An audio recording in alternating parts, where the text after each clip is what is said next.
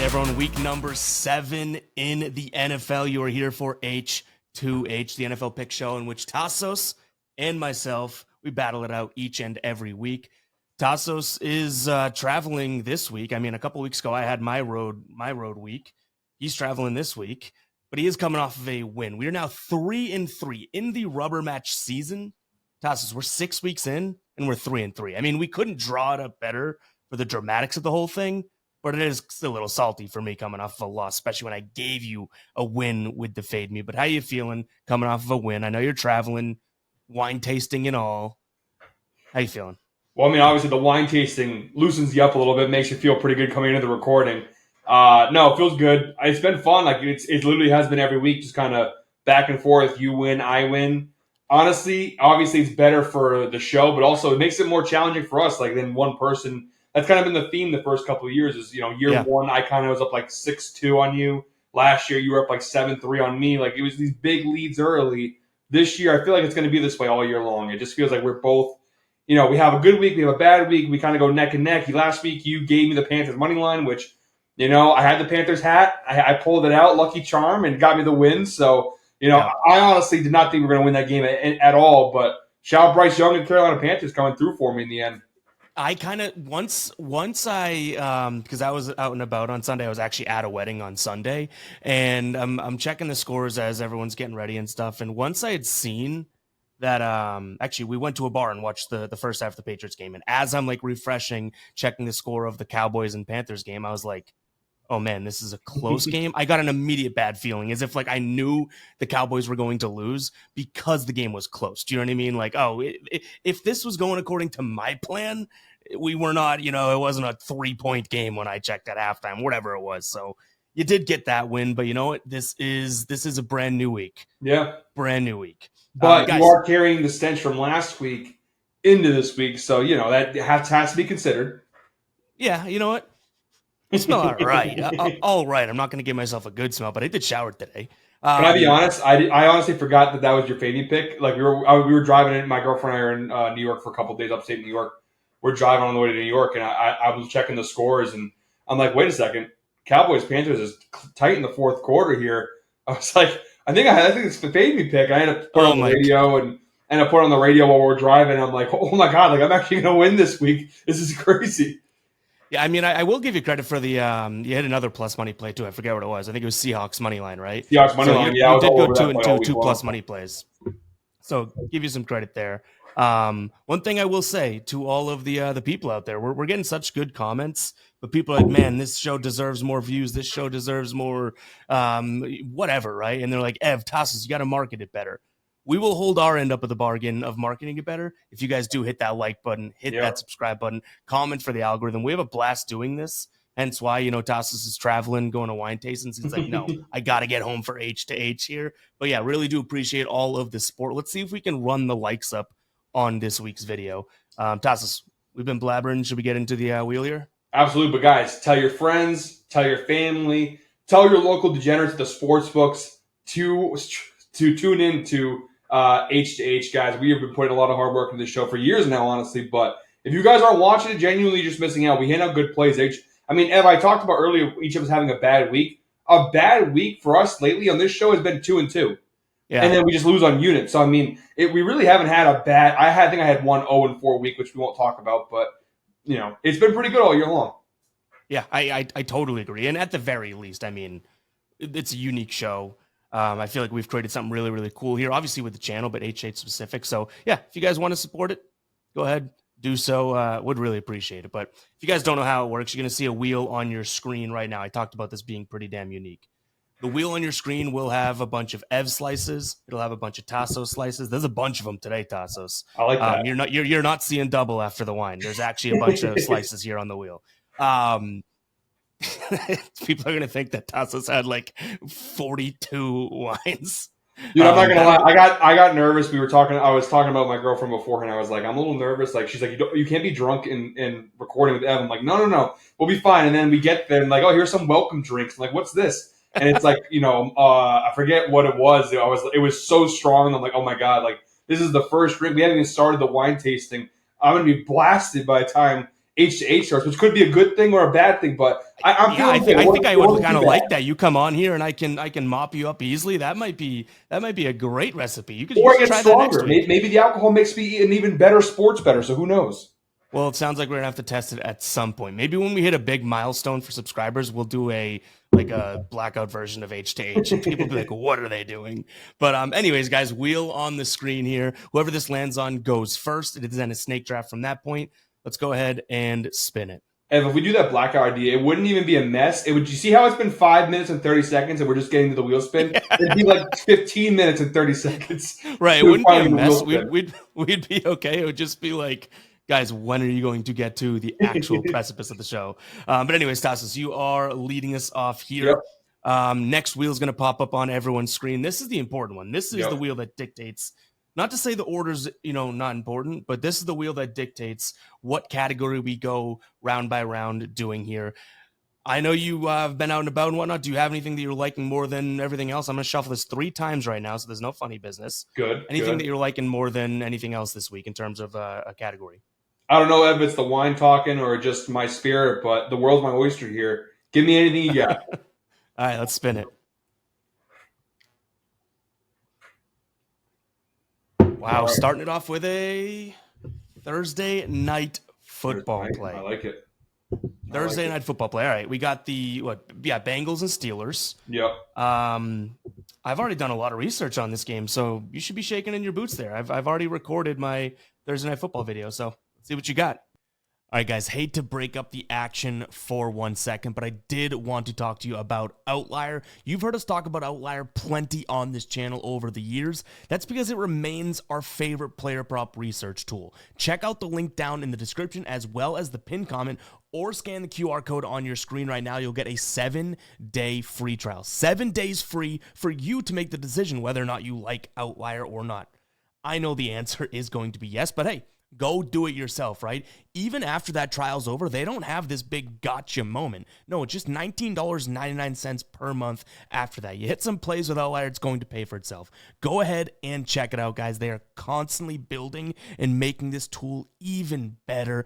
Outlier, go check it out. Link down in the description as well as the pinned comment, or scan that QR code right here. Now let's get you back to H2H. I'm fine. We're going to start off here with a little player prop action, and it's a guy who I've been very critical of on this show, but in this situation, I do like him a lot this week. We're going Aaron Rodgers over 1.5 touchdown passes. It's not like it's not plus money. It's not the craziest value play, but it's minus 127, best odds available to me over on Novig. A lot of different places you can go ahead and tail this one. Look, just getting it right off the bat from a matchup perspective here. My computer will cooperate. There we go. The Steelers are the Bengals. Oh, God. Bengals, 2.2 touchdown pass. I swear I'm not drunk. 2.2 touchdown passes allowed per game to opposing quarterbacks. That is 27th in the National Football League right now. So you've got a pretty good advantage right off the bat. The fact that it's the Bengals defense that gives up touchdown passes to quarterbacks. To kind of go ahead and recap, only one quarterback this year has not thrown at least 2 touchdown passes against the Cincinnati Bengals, and that was last week with Jordan Love. He only had 1. But you look at Jared Goff, 3. Bo Nix, 2. Carson Wentz had 2, and Trevor Lawrence had 3. So pretty good numbers from that perspective. Rodgers so far this year, pretty good numbers here. Computer's just not cooperating right now. Come on, get this one. There we go. 2025 numbers.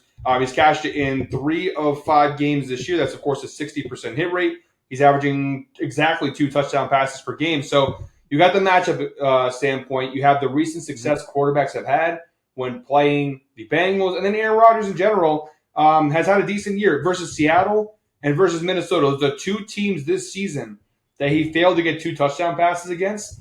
I mean, Seattle and Minnesota are 2 of the top 10 best defenses in the NFL right now. So that's understandable. The Bengals being one of the worst, I expect him to get 2 touchdown passes here. Yeah, I don't mind it. I mean, I think as we've talked about, Rodgers on the Steelers and whatnot, I've obviously been a little bit more flattering to him per se, yeah, right? Sure. And that's mainly been, I think that him and DK Metcalf are a good pairing. That's really been the only thing. This seems like it's out of all the games that they've played, right? Jets, decent personnel defensively in a Yeah. sense. They're not a good defense. We learned that. He torched them. But Seattle, New England, Minnesota, Cleveland, those are all really, really good defenses. Yeah. This is a Bengals team, as we know, is just, one of, if not the worst defense in the league. You can decide if it's them and a handful of other spots. And via our NFL dashboard, this is a Pittsburgh team that is 6th in the league in terms of red zone TD percentage, meaning every time they get into the red zone, not kicking field goals or anything like that, they're putting up touchdowns. They're not putting up touchdowns with their running back by committee or anything like that. It's Aaron Rodgers, so I can't hate on this one whatsoever. I think it's a decent look for decent odds. So yeah, I'm kind of in on that Aaron Rodgers over 1.5. If you think the Steelers are going to win this game, I would imagine it's via two things. Aaron Rodgers throws for 2 touchdowns, and they play good enough defense against the Bengals squad that, say what you want about Flacco, still isn't that good. You know what I mean? So Yeah, and then also, the Bengals' red zone efficiency defense-wise, tied for 30th right now in the NFL, 71.4 hours. So, teams, when they get in the red zone on the Bengals, they are scoring on them. 29th scoring defense in general. This is not the Bengals. The only thing they have going for them defensively is they do force a healthy amount of turnovers. Weirdly, huh? They're tied for 11th, which is weird. But besides that, there's really no other metric that kind of supports this defense being anything than terrible. So, short rest. That's the only other negative is the fact that obviously you come from last week playing the Browns. You get 3 days to kind of turn around and play the Bengals in Cincinnati. It is AFC North. So you do have a divisional game thing where, those AFC North teams, they play harder when they play each other. But it's only 2 touchdowns. We're not asking to throw 3 or 4 or anything crazy. It's 2 touchdowns. He cashes the over. It's minus 127. It's a good value play. Yep, I don't mind it. I'm going in a different direction here. It's one of those weird ones that I feel like I actually haven't been all that great at this year, but it's a longest reception prop. And I'm looking at under 11.5 for Darnell Washington. I'm getting minus 105 here for that under 11.5 longest reception. This guy has been getting more and more targets, more and more volume, more and more snaps. And I understand why, and it makes sense why. First off, Darnell Washington's no heavy hitter, right? He's hit this once so far this season, and it was last week in which he played a bunch of snaps. But my biggest thing here is, I don't know if you know how big he is, Tasos. He's a little bit smaller than you. He's 6'7", 270. He's a big mother, you-know-what. I think that he'll be in there recording a lot of snaps and everything like that, but in a game in which the Steelers are the better team, wouldn't expect if they run the ball towards the end of the game and everything like that, and he'll be playing a lot, but not necessarily going out there and catching the ball. And again, this cannot be his number one receiver. Over 2.5 catches right now is plus 135. So already the odds makers don't think that 3 catches is all that likely from him, right? You're telling me if he's going to get 2 balls caught, which is what they would think, that's, you know what I mean? I'm only looking for bullets to miss here. Under 11.5. He could have 10 catches, 8 yards apiece for 80 yards. I still cash this under 11.5 for the longest. So I don't think we have the ammo. I don't think we have the volume. I don't think we have the bullets. But I also think that they're going to bring him in as an extra lineman towards the end of this game. So he might record a lot of snaps, but won't necessarily have the passing volume in terms of targets, I guess, if that makes sense. So yeah, under 11.5 longest reception, Darnell, big boy Washington. Yeah, I can't hate on it too much. Typically speaking, we're not talking about Rob Gronkowski here or Travis Kelce or any of the other dynamic pass catching tight ends. Darnell Washington, he's a big guy. But in terms of a long reception here, obviously these props are always a little bit more difficult because there's not as many metrics for determining unders or overs. But just from a basic standpoint, all the data we do have supports the under here. Like you said, pretty good value. Now, he did have, obviously, against the Browns, that obviously longest reception, 36 yards. That's the only thing that would scare me is he just did it last week. Yep. But I wouldn't expect that to be a consistent thing for him. Yeah, he might be, like I said, getting more and more and more snaps, and maybe he is turning into their wide receiver 1, which is crazy because, you have 2 other very viable wide receivers, but they must like his frame. But even still, I don't think that he's going to get all those crazy targets. So, yeah, and again, it is like a roll. Like anytime you're taking one of these one plays, you're rolling the dice either way. You know what I mean? I'm not speaking to the aggregate of his game or anything like that. It's kind of like a hit or miss type prop. He could have a bunch of catches, bunch of targets. If they're all, short passes, I'm good to go. So, yeah, it says right here, even outlier right here. 12 of his last 13 games, he's averaging 5.9 longest reception per game. So, like you said, there's not really anything to support him going over except for the fact that he did it last week, and that's you could chalk that up as a fluke. So, yeah, I don't. And even from a head-to-head standpoint, obviously, each of the last 2 times he played the Bengals, he had 0 the last time they played in January of last year, and then He did have a 10-yard reception on December 1st, but it's still obviously cashed the under. So yeah, I can't hate it. Good value too. His let's see, his long reception average, 8.8 in the last 5 games, and that's obviously skewed by that one big, big play, right? He is literally, his air yards, meaning how far that ball is traveling, is like 12% this season. So, and again, he doesn't have that much volume to check it anyways. We ready to jump into round number 2 there? I'm ready. Feeling good. I listen, I like your pick, but I'm happy that I got that player. I was going to save that one, but I'm happy I got off the board right away. The only issue I think with your Aaron Rodgers is, like, do you have good Aaron Rodgers karma coming your way? Probably not. I mean, you shit on the guy. So it's like, that's what I'm hoping we have here. It's like, Tasos has been a dick about this guy. He's going to go throw 2 touchdowns for him? I don't know. Can you imagine Aaron Rodgers like, oh, this guy bet on me. Screw this guy. I'm going to have the worst game of my life this week. Yeah, you do that to people. There's some people in the comments that would change their day just because of stuff you say. Aaron Rodgers throws one, or he purposely doesn't throw a touchdown. He lifts up his jersey. He's like a Screw Tasos teacher. Exactly. That'd be great publicity. All right, Thursday Night Football is off the board. I'm leading off round number 2. Let's spin it. Also, if he takes too much ayahuasca, I guess that could possibly affect the outcome. But yeah, it is player props. So let's see. I'm interested in what you got here. Yeah, I do like what I have, but I'm gonna be vulnerable here and tell you I don't have the deepest board this week. Well, and we talk about it every week, but I do feel like it's worth mentioning every week that because we record earlier in the week on Tuesdays, we only have a handful of player props available to us. So it is a little bit trickier, obviously, when you don't have the full board in front of you in terms of player props. Yep, totally agree. So this one right now, I mean, it's only available on PrizePicks, so I don't know what the odds would be. Are we okay with taking a line and then me taking whatever odds it comes out at? Yeah, I'm cool with that. Okay, so, and honestly, I wonder if sometimes those lines are pretty soft by them. So if you guys are watching this and the line maybe is like a couple yards off or something like that, I'll do the fair thing and whatever the normal odds are, we'll get. But essentially, it's Devon Achane. His under right now, 63.5 rushing yards. Kind of simply a play on, similar to Jaylen Warren for you last week. Now, Jaylen Warren hit his over by barely a yard and yard and a half or whatever it was. But I do think that, this is a Cleveland team that their defense is very, very legit. Achane's actually coming off of, for the first time this, well, I guess he did have one game earlier, but for, one of the first times this season, a really, really good run game. I think this is kind of like a smack you in the mouth type spot for him, where Miami, they're on the road, which is their kryptonite so far this year. It's just a play on Cleveland's defense. There's not too much to say other than that. I would steer clear of his receiving yards. I think that he could actually do really, really well in the pass catching game, but Cleveland's defense is legitimately no joke against the running back. I mean, Jaylen Warren hit his over by 2. You had Xavier Scott. That's a nobody, gets 18 rushing yards, cashes it. Jahmyr Gibbs, one of the most premier backs in the entire league, the only other guy that's hit his over this year. Derrick Henry didn't. Josh Jacobs didn't. Montgomery didn't. Jordan Mason didn't. One negative against what I'm saying is there are some similarities to some degree in Gibbs and Achane in terms of explosiveness and elusiveness and whatnot, but the Miami Dolphins aren't the Detroit Lions. I think this is just a nice little spot to take a pretty soft line, I guess, in my opinion. He's averaging 65 yards per game, lines at 63.5, going up against one of, if not the best, rush defense in the NFL.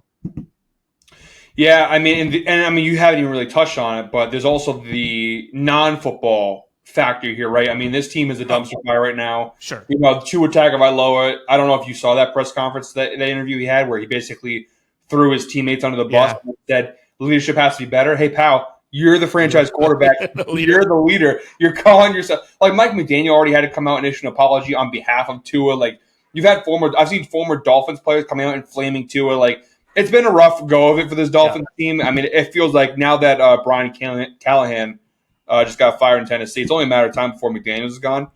That also has a role to play. Like, what Tua's chemistry right now with his teammates, how is that going to look? Now, maybe that's overblown. We'll see. But, yeah, I think this Browns defense is legit, especially when it comes to running back. So I think an under is definitely the right play here. And we'll see again. Like, it's 63.5, but PrizePicks not obviously Even Legitimate if it's a yard or two off, like if that line isn't necessarily available, like even a yard, like if it's 61.5, to me it's just not that much of a difference, And also Miami's offensive line hasn't been great. Actually, I want to look real quick. If you give me a second here, I want to look at PFF, the run blocking grade for Miami, because I don't believe it's all that great. Let's see. I would not believe it's all that great either. Let's see where they rank. They are the third worst run blocking team in the NFL. Only the Chargers and Bengals are worse. So, I mean, this is a team that cannot establish the run for their running backs. They cannot create holes. Obviously, A-Train is so athletic where he's able to kind of counterbalance that sometimes. But when you're going up against this Browns defense, which let me look at that on PFF real quick. Oh, yeah. The number one rushing defense in the NFL. They have an 86.6 run defense grade. The next best team is the Rams at 78.6. So they have an 8-point clearance in terms of grade over the next best run defense. So you have the best run defense by a country mile against one of the worst run blocking teams in the league. That's not really a recipe for success. So I think that your unders are pretty good play there. All right. What are you looking at? Kind of, I got to give you credit. Like I know, obviously NBA coming up, people refer to me as the prop guy, but you come up with some pretty good player props. I'll give you credit on that. Thank you. Real quick, guys, wanted to talk to you about the new merch drop we have over on FadeMe.store, the Gambler Football 25 collection. We have a premium hoodie, a premium crew neck, a rope hat, and this is the foam trucker hat. So 4 new products launched on the website. Go ahead and check it out. Again, that's fademe.store or head to guybostonsports.com/store. Use code H2H, H2H, get 10% off this week only. Go ahead and check it out. Again, that's fademe.store. Help support us by picking up some merch, but this stuff's legitimate quality. I mean, take a peek at this thing, guys. Go ahead and pick it up. You get some great merch at the same time as you're helping us out. On that. Thank you. I'm probably, where was the one I was just looking for here? I'm going with Trevor Lawrence. Oh, excuse me, no, not Trevor Lawrence. Where is the matchup I'm looking for? Right here. Yes, Matthew Stafford. Over half an interception, which I know might be surprising to some. But obviously we have an overseas game, so you have that international travel, which obviously, it's not easy for anybody. You obviously just came back from Europe a couple weeks ago. That overseas travel is no joke, especially imagine you're going for fun times and, wine walls and all these different things. And they're going for business. And it's a very different thing. Now, Matt Stafford has not turned the ball over much. I treated those wine windows like a day job, though. So let's just be clear. I might be able to relate to Matt Stafford a little bit with that. So Ev is comparing his wine drinking to the athletic difficulty of being an NFL quarterback. I can see it. Honestly, I see it. I'm kind of like a wine rookie too, and I still performed. I'm not a wine guy. It might be now, but I performed. So yeah, I think we're saying the same thing here. Yeah, I guess so. So you and Matthew Stafford are pretty close, is what we kind of came to the conclusion of. Okay. Yeah, I mean, you want me to take over, and I can explain this one because me and him are essentially lockstep. He only has 2 interceptions this year. So, I mean, there's not a lot of numbers to go off of. Really what it comes down to is the sheer number of volume. They are obviously a pass-heavy team, 60% pass rate above league average. He's throwing this year, if I can get the number up here, an average of 34.8 passing attempts per game. Now, last week was his lowest of the year, just 26 versus the Ravens. To be fair, that game was over when it started. He didn't need to throw much. But he's had some big ones, 41 versus the Colts, 47 versus the 49ers. That game obviously went to overtime. But even in earlier games, 33. As long as he's in that ballpark, I mean, he's throwing the ball a decent amount. And this Jaguars team is second in the NFL in interceptions forced. They're averaging 1.7 interceptions forced per game this year. That's an incredible thing. They're not going to be able to keep that pace up all year long. But there's definitely something here. In terms of general turnovers, this is interceptions and fumbles. Number 1 in the NFL, forcing 2.3 turnovers per game this season. The Jaguars defense isn't great by any means, but the one thing they have been great at is forcing turnovers. So from that perspective, when you add the fact this team is forcing quarterbacks to throw nearly 2 picks per game, we actually go down here and look at past quarterback performances, if I can get that up here on Outlier, right here. So now, Sam Darnold did not throw a pick, but Patrick Mahomes, 1, Brock Purdy, 2, CJ Stroud, 2. Those 3 quarterbacks, they're pretty good. I don't know if you heard about the Patrick Mahomes guy. He's had some success in this league. Brock Purdy, been to a Super Bowl, 2 picks in that game. Stroud has had a rough go of it, but even him, 2 picks. Burrow didn't throw one, and Darnold didn't throw one. Those are the only 2 quarterbacks who did not throw interceptions. Although I think Burrow, didn't he get hurt in that game anyway, so he didn't even play the full game. So yeah, that was the Jacksonville game, right? Yeah, he only so he got hurt. So I mean, the only quarterback who can say they played from start to finish and didn't throw an interception was Sam Darnold. Which I guess if you had a betting odds for that compared to who they've played so far this year, I think Darnold probably would have been the favorite. But yeah, so from a sheer volume standpoint, from they forced a ton of turnovers. He throws the ball a ton. It's just math. I mean, he's bound to throw one if he's throwing the ball so much. He's bound to throw one here. Now, from a bad throw percentage, which also, I honestly didn't know Outlier had that number on here. They're just always adding. Pretty cool. Bad throws per passing attempt. He's averaging about 5.8 bad throws per game, which is 17% of his throws, which it really isn't, I guess, that high. I mean, when you're throwing the football 47 times, you're going to have some bad balls in there. But again, that's my whole point of this is like if he's throwing that high volume, a couple bad passes, all it takes is one to get picked off. So for minus 102 also on FanDuel, almost even odds for him to throw a pick, pretty good value. Yeah, I really don't mind it. I think that this Jacksonville, it's almost like the way that I would think this would happen is if they kind of muddy up the pocket and he throws one and you even have obviously the chance that it gets tipped or something like that. Yeah. Puka Nacua is also potentially not playing either, right? So Matthew Stafford is a guy that could easily start forcing it in to say Adams or something like that. You know what I mean? Tutu Atwell is also questionable. Like this could be a spot in which his number one receiver, one of the best in the league, might not play, right? And now you have a guy that when he's throwing the ball, all of those mistakes could kind of come into play. So yeah, weirdly enough, we're kind of liking each other's plays in this week. Maybe it's because I don't have the deepest of boards, so I'm like convincible in a sense of, you're making a good point. Like I didn't stumble across that Matt Stafford over interceptions, and I do like it. One other thing to note too, it kind of helps your point, is he has 2 interceptions on the year. Both of them came on the road. Like 2 of the 3 road games they've played, he threw an interception. Oh, he didn't throw an interception against Baltimore? No kidding. That team stinks. You know what I mean? So it's like, yeah, I think that also has that's worth noting as well. I think last year, I just pulled it up too. Yeah, he threw out of his 4 of 9. So, almost half of the games on the road, he did throw a pick. So yeah, I like it, Tasos. And the Jaguars have a top 10 run defense right now, too. So it's not like they're going to be able to go, let's say Puka Nacua doesn't play, right? And Tutu Atwell is still banged up. In the event those guys do get hurt, they're not going to be able to go ahead and say, hey, let's lean into Kyren Williams in the running game because this Jaguars run defense has been very, very stout. So you kind of have to throw the football. The Jaguars' weakness, they're a weird team. They're 30th in the NFL in passing yards allowed. So technically one of the worst pass defenses, yet they force the second most interceptions and actually have a lot of batted balls and whatnot. So a little bit of weird numbers there, but I think they're going to have to throw to beat this Jaguars team. And again, just from a sheer volume standpoint, an interception is not a bad bet. Now, I have to go ahead and be fully transparent. He's only thrown an interception in 3 of his last 15 games, so he's been pretty clean for the most part. But again, I think that at this point in his career, he's not going to be as sharp as he has been in years past. He's been very good this year, not taking anything away from him, but we're only asking for 1 interception here, which I don't think is that crazy. Yeah, and like you always seem to say on the show, like if he's due. He knew exactly what I was going to say. All right, round number 3. You're going to be starting us off here. We still have 2 spreads left. We have 1 player prop spot left because we had 2 of those. We have an underdog money line, a rookie prop, anytime touchdown money line plus money play. Anything jumping out to you more than usual? I know I ask you that a lot, but the only thing I'll go the opposite. The only thing I'm not looking totally forward to is the rookie prop, just because obviously we don't have a lot available. So from a rookie prop standpoint, we are limited. So that's the one that I would be like, yeah, maybe I don't land on that one. But you know what? That's fair. Roll with the punches. That's fair. Let's see what we got. It's going to be a rookie prop now that I said it too. You did kind of. Oh, there it goes. I passed it. All right, good. We're going to get is that going to sit? Plus money play. All right. Ooh, interesting. Some spots this week too. Some interesting plus money play. Very interesting spots. All right. Let's go ahead and see what we can do here. Man,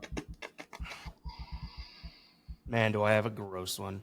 I have this one, and I'm very concerned about it, but I got to go ahead and take this. I'm going to go ahead and rock with the Colts money line here against the Chargers. It's currently plus 120 over on Novig.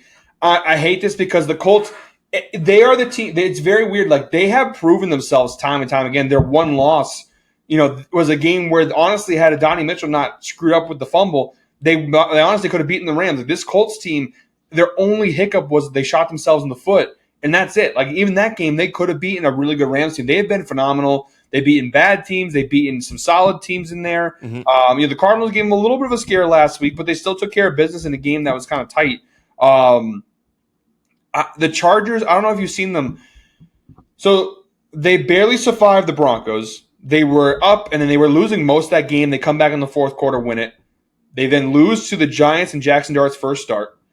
They also lost Malik Neighbors in that game. The Giants did, and they still won that game. Then they get whooped by the Commanders with Jaden Daniels' first game back from injury. And then last week, they barely, last-second field goal, beat a bad Dolphins team. I get it. They started the season off good. Big win versus the Chiefs week 1. They beat the Raiders week 2. But those two games are the only, like, since then, 4 straight games in a row. They've either won it very narrowly in the final minute or second, or they've lost. And they've lost to some teams, and they played down to their competition. There's a Colts team that's been running. I mean, they've been on a really good run. Like I said, the Cardinals game gives a little bit of cause for concern because of the fact that obviously the Arizona stunk. They had Jacoby Brissett in, and they actually did hang around. I've had question marks about the Colts passing defense all year, but I think there's a Chargers team that is struggling, and not because they're a bad team or a badly coached team. It's unfortunate. It's injuries. The injuries to this Chargers team are just, it's like the Niners almost, where it's just like, what more can you do? I mean, they lose Najee Harris for the season. Now Amari and Hampton on injured reserve. Yeah. Joe Alt has been banged up. They lost Rashawn Slater for the season. Joe Alt has missed a few weeks. You go down the list, like their offense is hurt. Quentin Johnson is now questionable with a hamstring injury. Like Khalil Mack's been out. Like they have so many injuries on both sides of the ball, but again, mainly offense. Their offensive line is struggling right now. And look, this is a Colts team that's hot. They're in really good form. Offensively, they've been one of the top 10 offenses in the NFL this year. Actually, the first scoring offense in the league. They are 5th in passing yards per game, 6th in rushing yards per game. There's so many good numbers. The defense leaves a little bit more to be desired. But even defensively, they're solid enough. I think this could be a rough day for the Chargers. Yeah, I mean, truth be told, not to give you too much flowers here, but when I do have even that noted, because when I saw that, I was like, this is like it's at this point, I think that the Colts are, we talked about it a couple weeks ago, like, are they the best team in the league like people thought? No, that was an overreaction and that type of thing, right?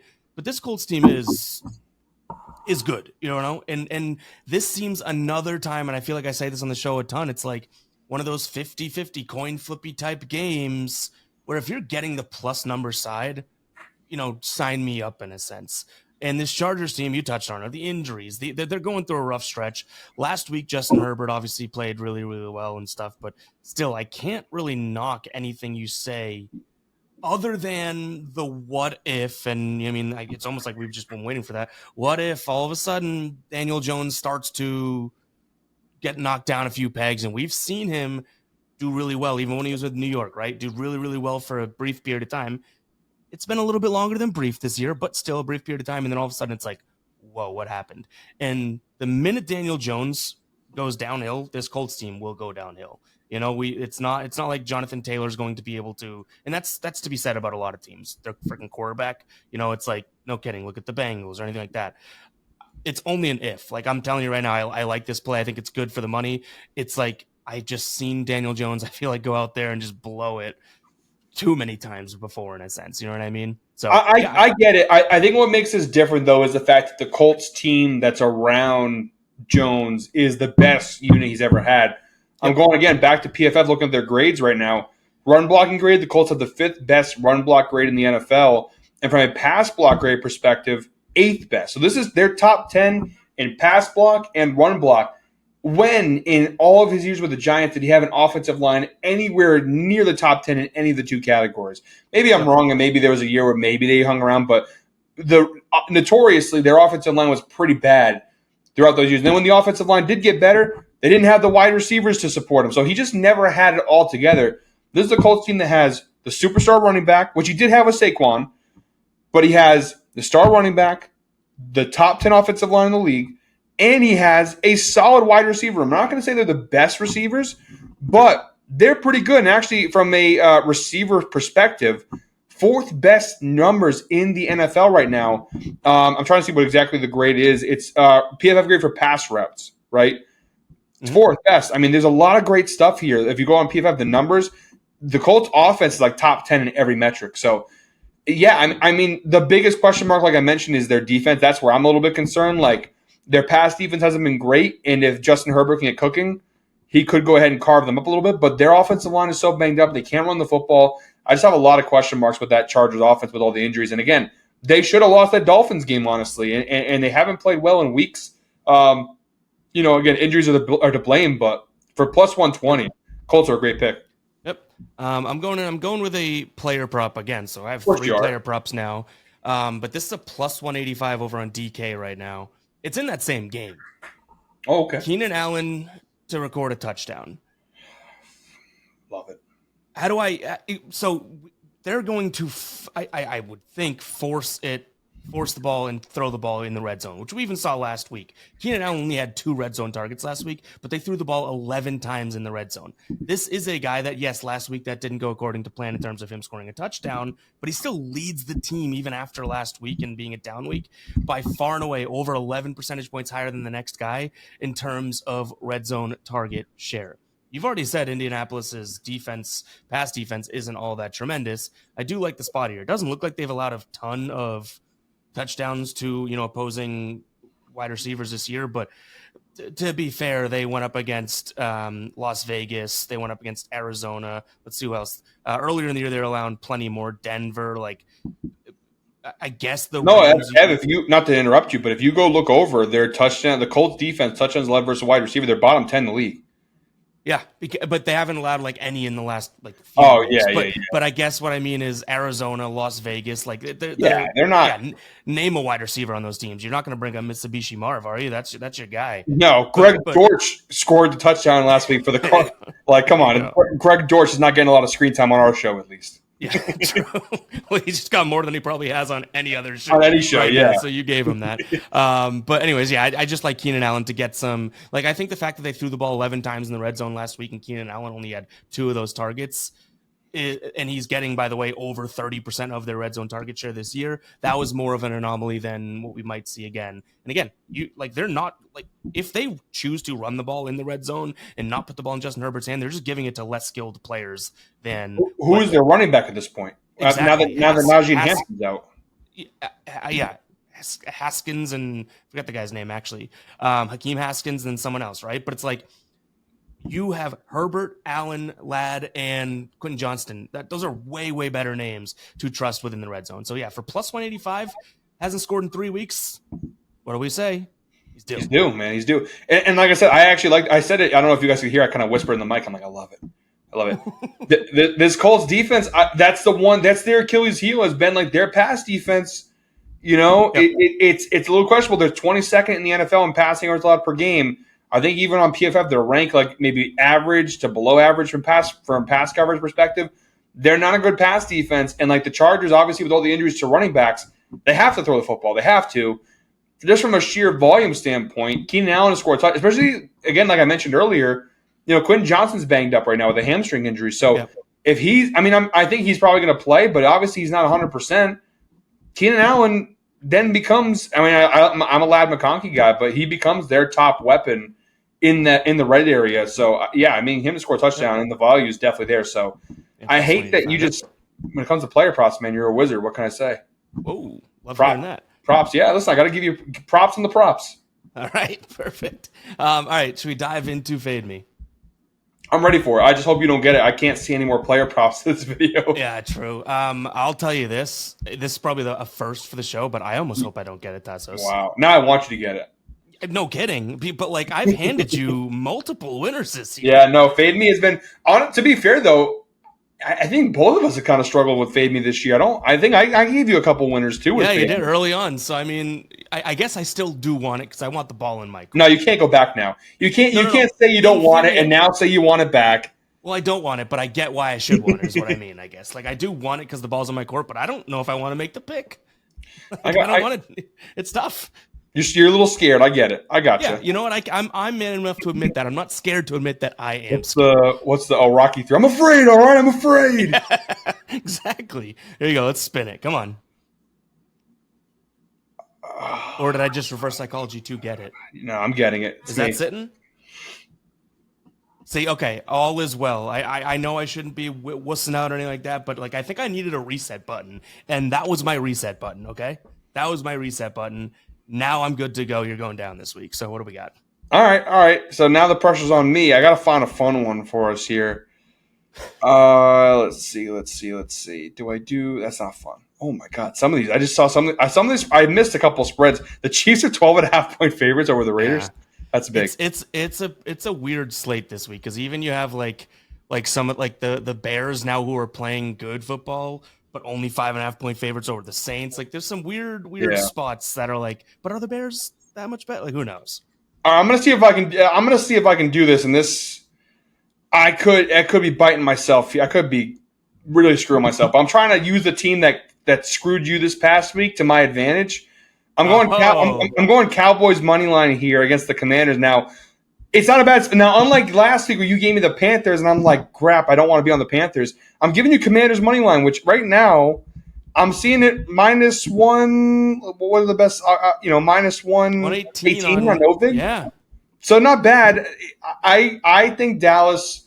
They're obviously not a bit of a mess. They are an absolute mess defensively, but they're in Jerry World division rivalry game. I am more so questioning the Commanders here. I don't know how to feel about this team this year.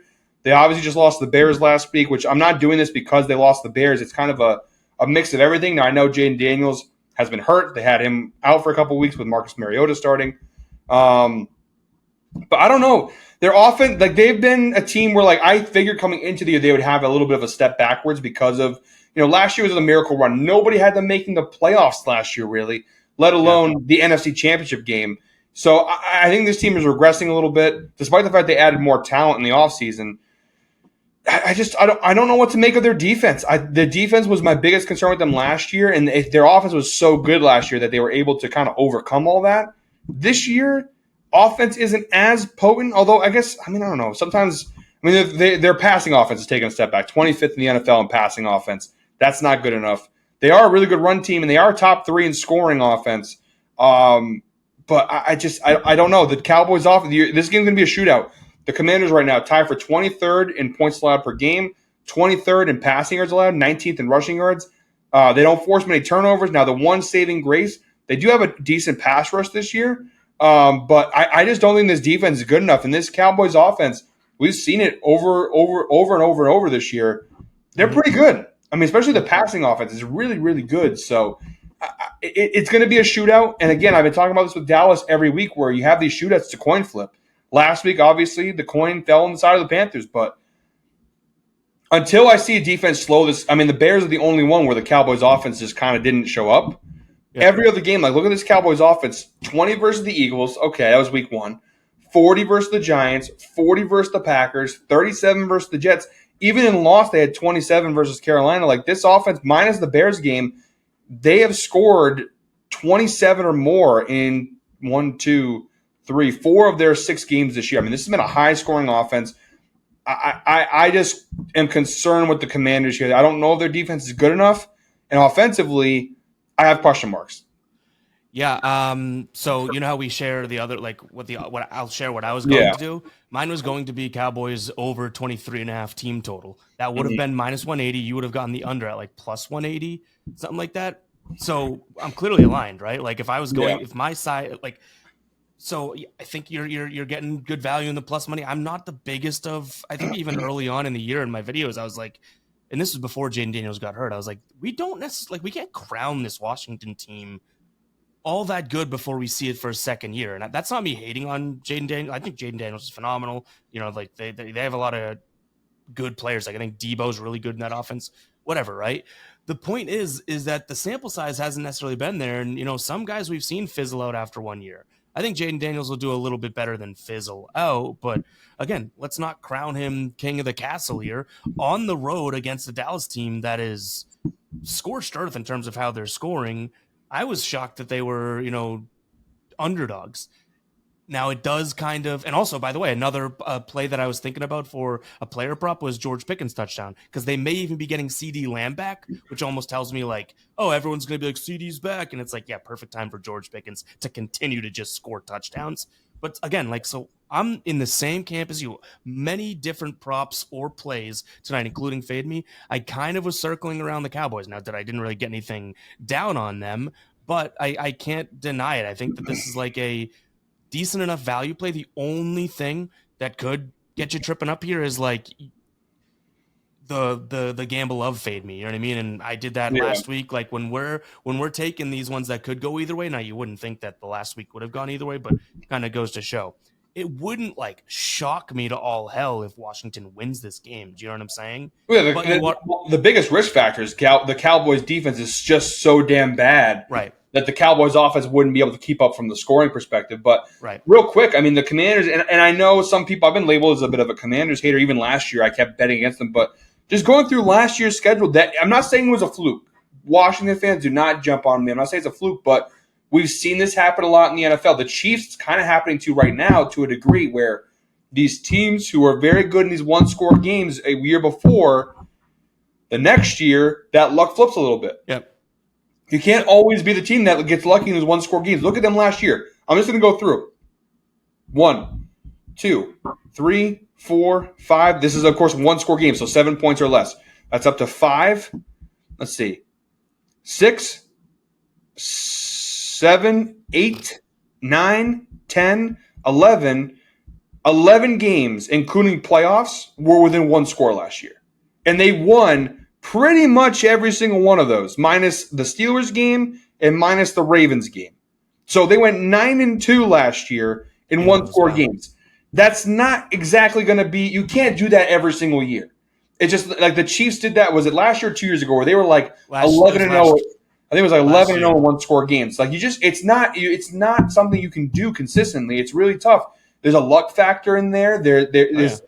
I think with the Commanders, they're not a bad team by any means, but their defense was not good last year either. But they got away with it because of luck and because the whole Jaden Daniels factor, him being new.